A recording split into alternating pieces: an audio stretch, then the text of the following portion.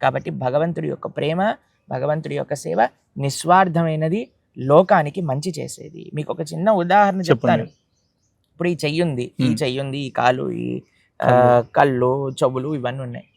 ఇవన్నీ ఉన్నాయి అనుకోండి, నేను పొట్టలో ఎందుకు తిండి వేయాలి, నేనే తింటాను. ఆ లడ్డు ఒక చేతిలో పెట్టామనుకోండి, లడ్డు పొట్టలోకి వేయకుండా చేతిలోనే పట్టుకుంది అనుకోండి, ఏం సుఖం దాన్ని తింటి లోపలికి. కళ్ళు అనుకున్నాయి అనుకోండి, లడ్డు నా కళ్ళల్లో వేసేయండి అన్నా అనుకోండి, ఏమవుతుంది, హాస్పిటల్కి వెళ్ళాల్సి వస్తుంది. చెవులల్లో వేసామనుకోండి బర్ఫీని, ఏమవుతుంది, ఏం చెయ్యాలి, చెవులు ఇక్కడ ప్రసాదం ఉందా అని చెవులు విని, నేత్రములతో నీకు నచ్చింది చూసి, కాళ్ళతో అక్కడ వరకు నడిచి, చేతులతో అది తీసుకొని కడుపులో వేయాలి. వీటన్నిటికీ ఏమి వాటికి లాభట్లేదండి. కడుపులో వేస్తున్న ఆ పొట్టలో నుంచి వచ్చే శక్తి వీటన్నిటిని బాగా చేస్తుంది. అవునా కదా చెప్పండి. కాబట్టి ప్రతి ఒక్కళ్ళు కూడా భగవత్ సేవ చేసినప్పుడు ఆ భగవత్ సేవలో ఉండే ఆ శక్తి, అనుభూతి, ఆ ఆనందము మన అందరినీ మంచి చేస్తుంది, అందరికీ మంచినిస్తుంది.